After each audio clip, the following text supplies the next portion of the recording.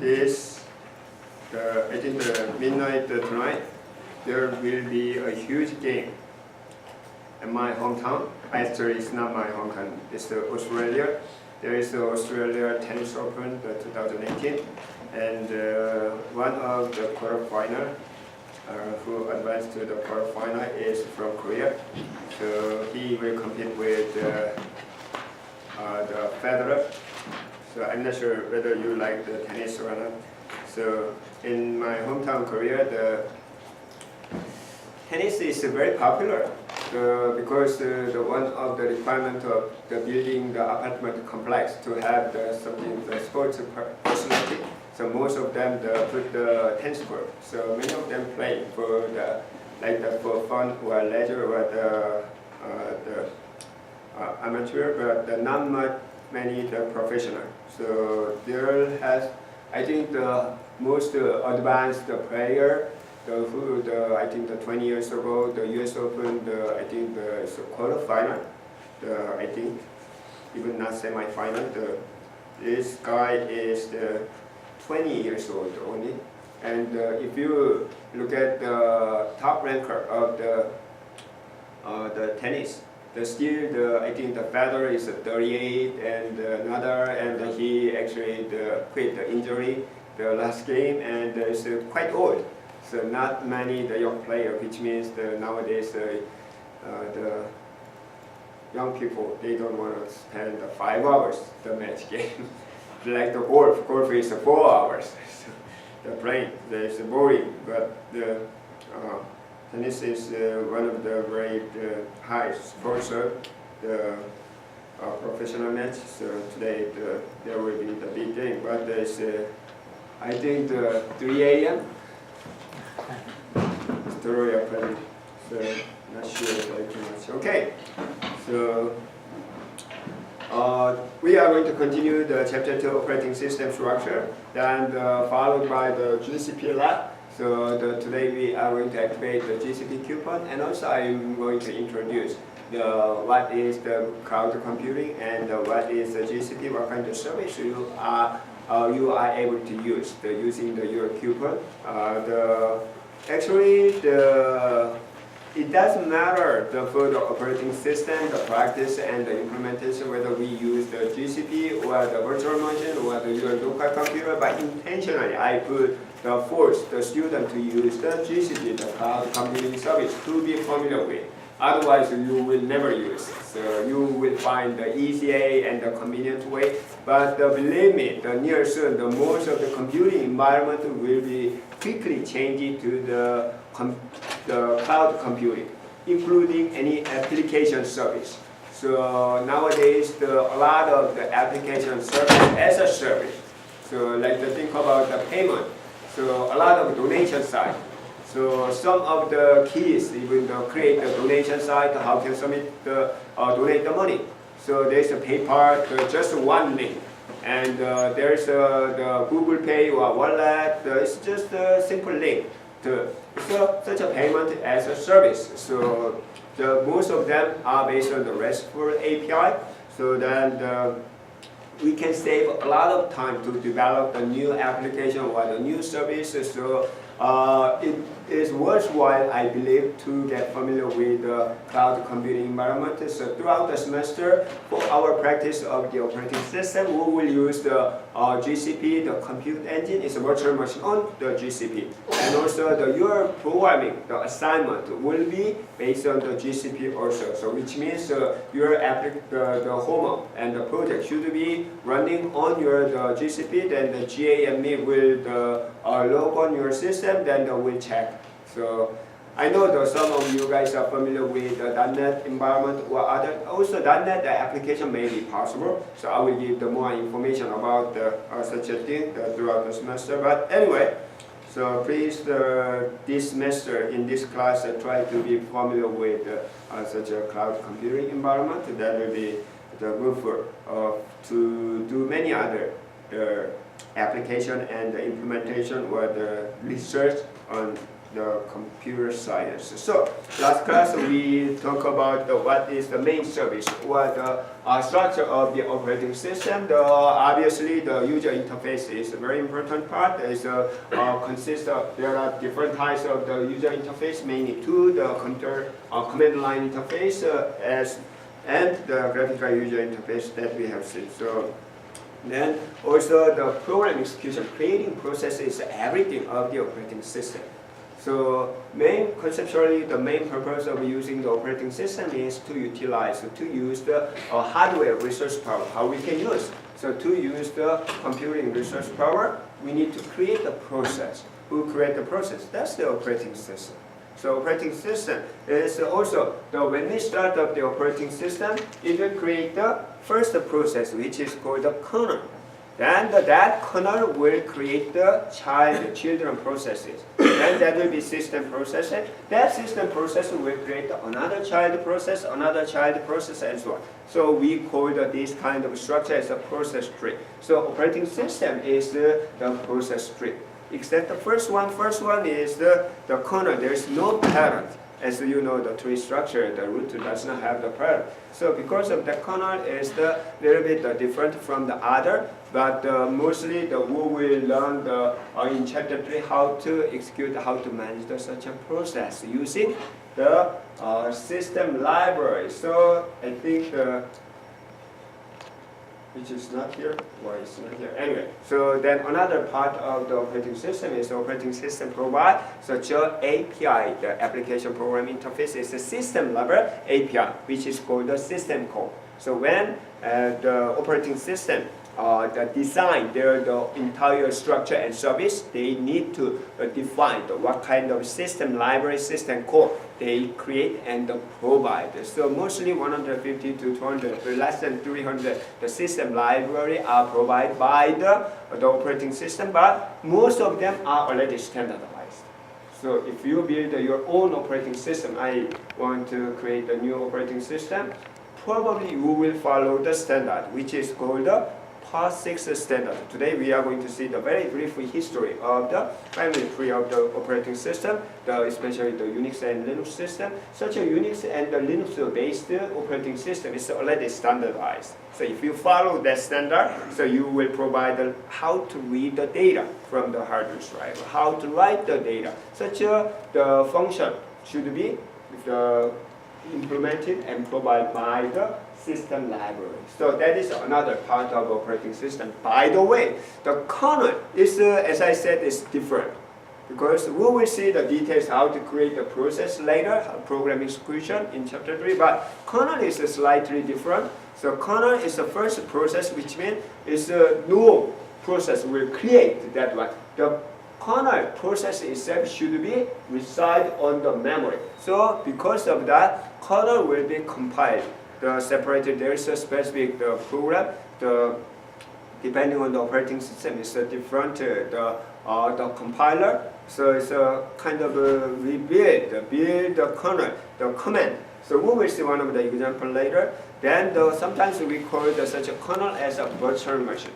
So it's everything is set up. Then after we rebuild the kernel, that we can just copy from the one location to the as we have seen, the BIOS program has the location of that kernel location. Kernel is the program. That kernel will be exactly copied to the specific location of the operating system, the memory.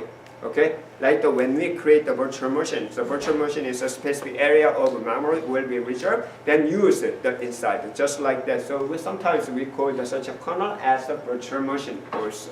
So then after that, the kernel is able to create their child process. That is a part of the operating system. And then there is a communication and file system manipulation, error detection. All of these services will be implemented by the system library as well as their program. So that program is called the system program. So system program the different from the application program. Sometimes it's hard to differentiate, but mostly system program directly address the problem of such operating system. Okay. Then the resource allocation and so on. So this is a diagram to show the basic service, the high-level service of the operating system. We will, throughout the semester, we will discuss most of the part of this one. Okay, so then I don't have to explain again the user interface. Okay, and the system call last time I introduced the system library. There are two main different types of the system library. The one is for Windows, another one is the Unix. At that time, this is called the POSIX API. So POSIX is the standard. It's the IEEE standard. Because if you build your own operating system, it's totally different. Okay, it's good. But it's unique, but there is no comparability with the existing operating system. So IEEE define for the operating system should provide this service, and this service, and for this service, this should be able to read and write and so on. That is called the POSIX API. Mostly that cover the Unix and Linux system. Also the Mac OS, because the part of Mac OS is based on the BSD, operate the Unix system. I don't like to include the Java API as the system library, but the author of this textbook like to consider the Java virtual machine as the kind of operating system. Part of them I agree, but I'm not going to consider in this class the Java as the operating system. Yes. What is the difference between like the graphical user interface and API? A graphical user interface and the API. API is the graphical user interface is the different types of. What is an interface? It's a face-to-face interface. Sometimes we can have the interface for the banking system through the ARS, or sometimes the web interface. That is the interface. Okay, but the API means so when you implement the project application program. So for example, I try to store the data using Java. So what do you need to use? The string. So that is already implemented, create such a class. Then that instead of implementing everything from A to Z, from the low level, it's already implemented such the API. It's a programming interface, not user interface. Okay.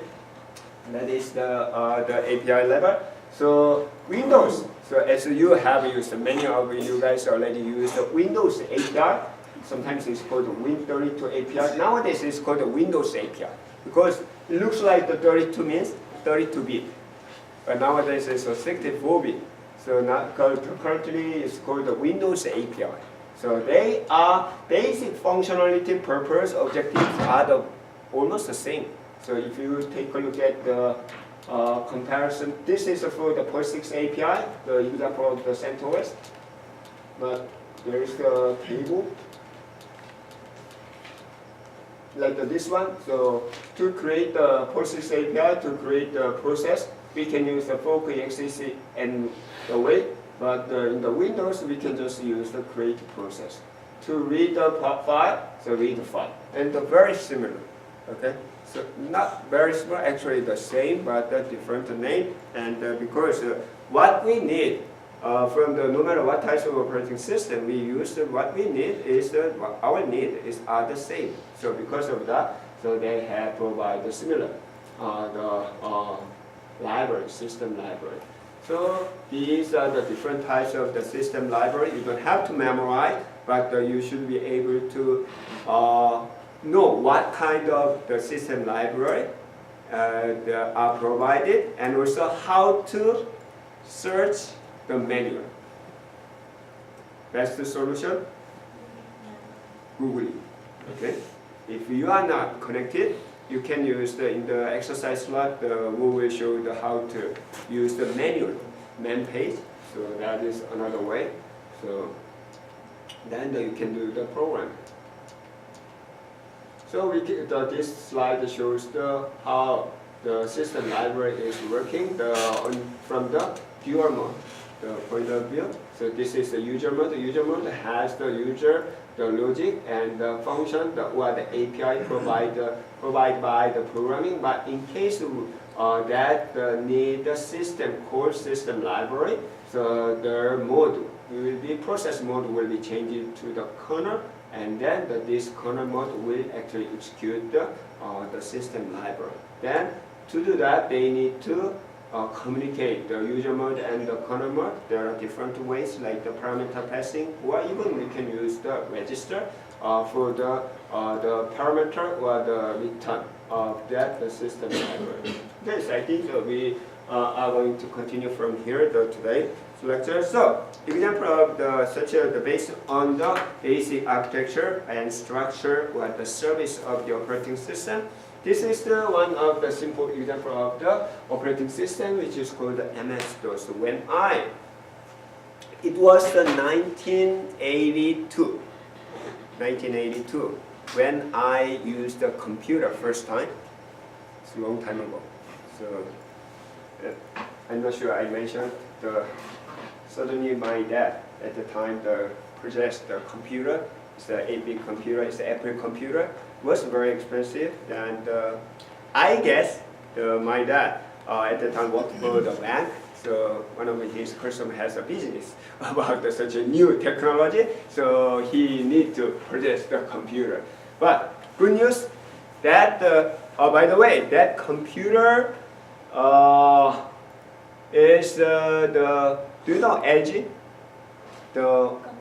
LG company. Not Samsung, it's the Korean-based company. Do you know what's the meaning of LG?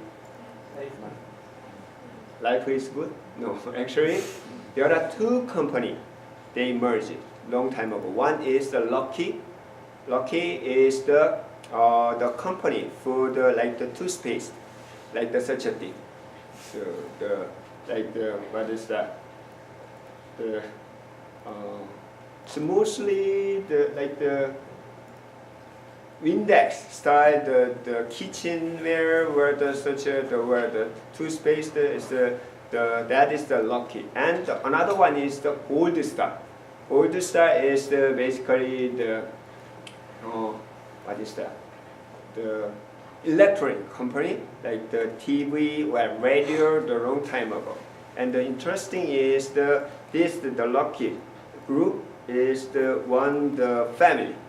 Then this group is another family. So they two family decide why not to merge. Then but recently they separate. So the company. So but at that time they decide to make the name of the new company by taking the one letter from each. Lucky L and Gold Star is the Gold Star. So in Chinese, it's the different name, but it's the G. So it's the LG company. So that the Gold Star, the company, produced the 8-bit computer at the time. So that is based on the Apple computer. So I have a chance to apply the kind of programming contest, which is based on I'm not sure whether you know the GW Basic. The basic program language. It's a very simple language, but you can do a lot of things. You can draw the line and so on. Interesting thing is that I actually developed the one simple program game, which is the very similar as I forgot the name, Angry Bird. So do you know the Angry Bird, the game? So you can shoot. It's a very simple game, but you need to decide the speed and the angle and the hit other. So actually I developed the game. It's called the Cannon. Yes.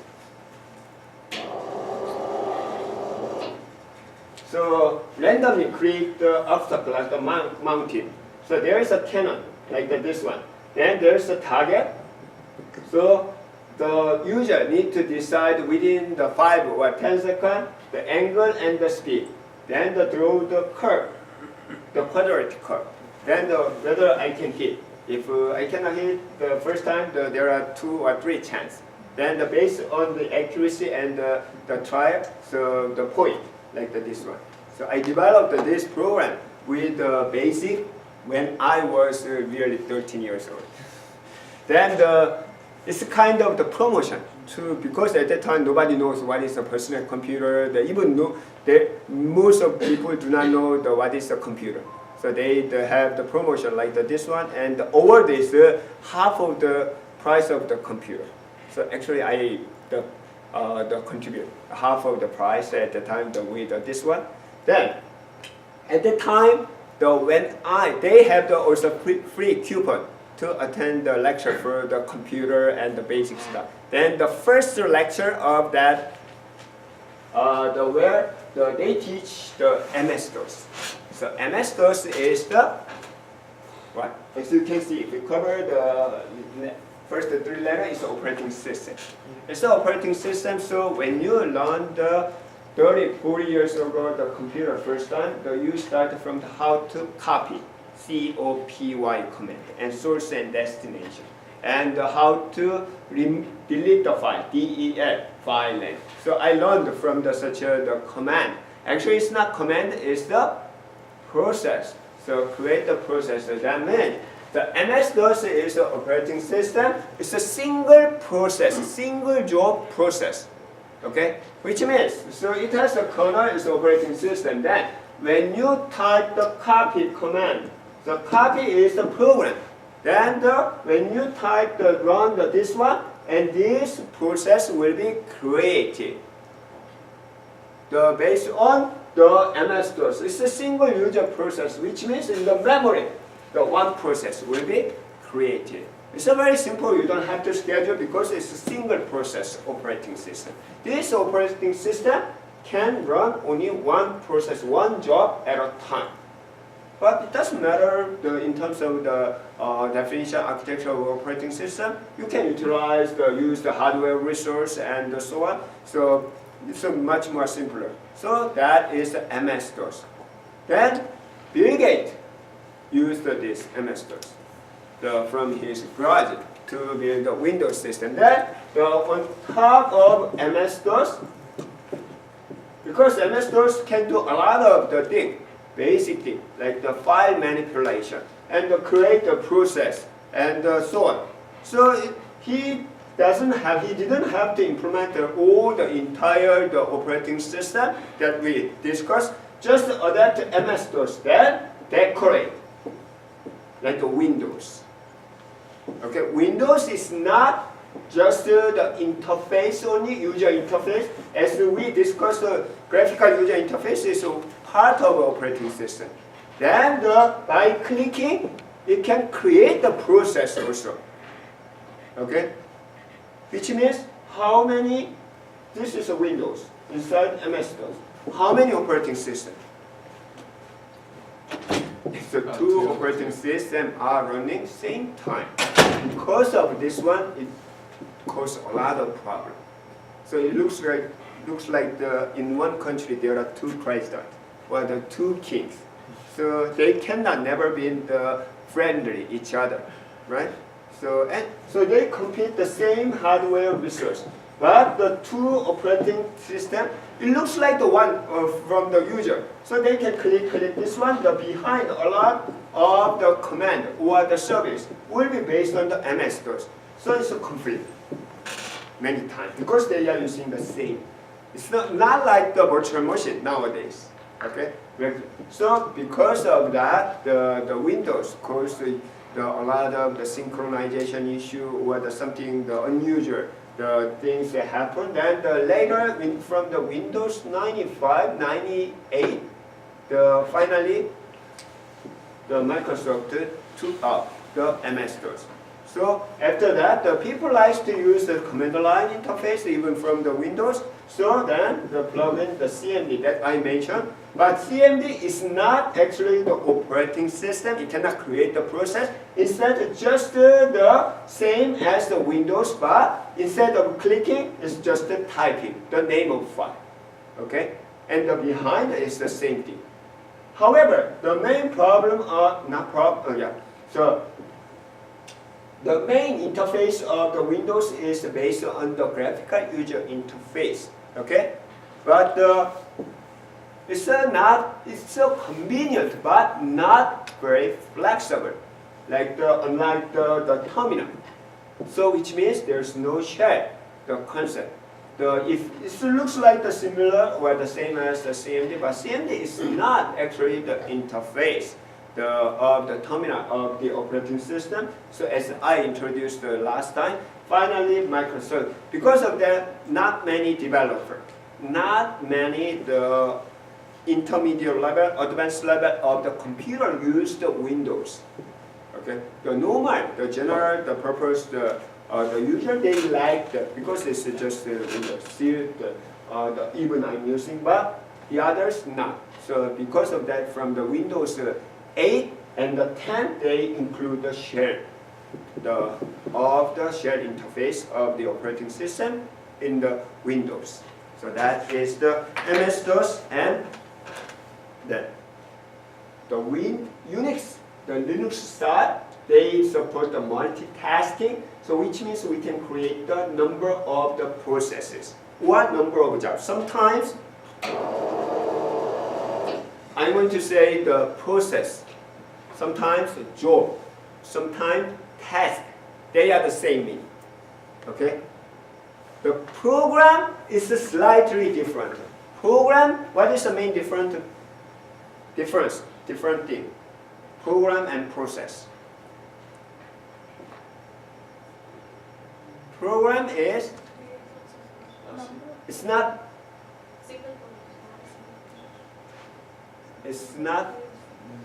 dynamic.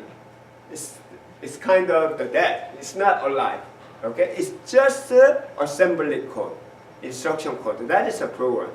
Then if it dynamically works or something, that will be process in the memory. Okay? So what we are saying, the job. So there are a lot of jobs. Why don't you create terminate the job? Why don't you reduce the number of tasks, something like that? At that time, the job task means the processes. So these are the process.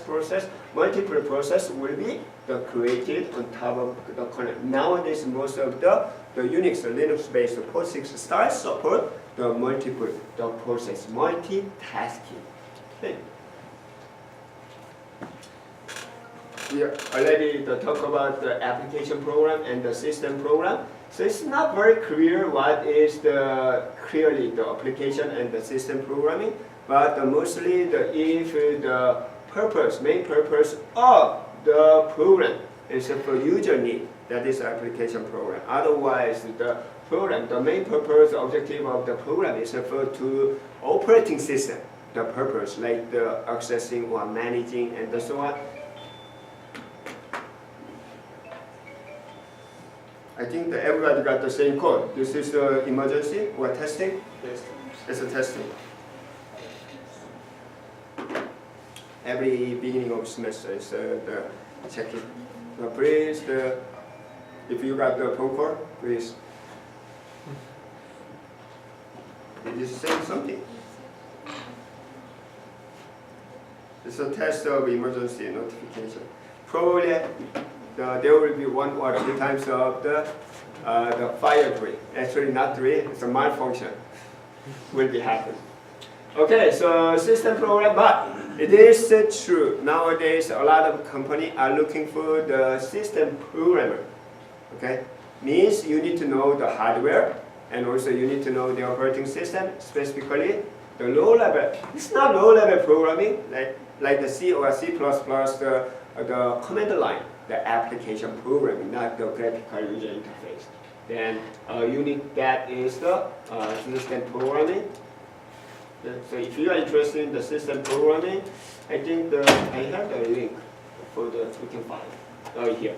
So you can find the Unix programming. Also, Professor Abdashakut offered the Unix programming class, so you can take the Unix programming class if you are interested in that. So mostly they are the service level programming or yesterday I explained about this one in the big data class. So what is the daemon process? So we will discuss more details in the chapter 3 and 4 when we talk about the process. The daemon process is a service program. Okay, service process. However, when we here, no.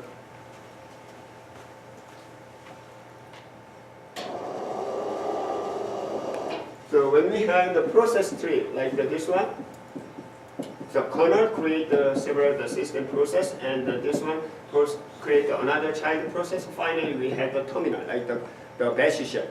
Okay, means that each process has the process ID, its own ID, and parent process ID, PPID. Right? So this PPID parent process will create a child process. We will see the details later. How simply what if this parent is terminated? It's stop. What about the child process? Will be stopped automatically, which is called the cascade termination. So then at that time, if I log out, I create the one process running for example, this one is for web server. So Apache web server is AP Apache P, okay? But if I log out, the web server will be stopped because I created this one, child process. Then I should be online 24 hours, 7 days, always. So which is not practical. Because of that, in case you wanna run the child process after the current parent process is terminated or the logout, the still keep running, at that time you can change the parent process ID to the kernel process one. Then the parent process, the parentship will be changed.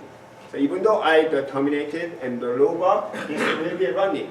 So this is called the daemon process. Mostly, if you see the process name or program name end with a D, that is the daemon process. What is?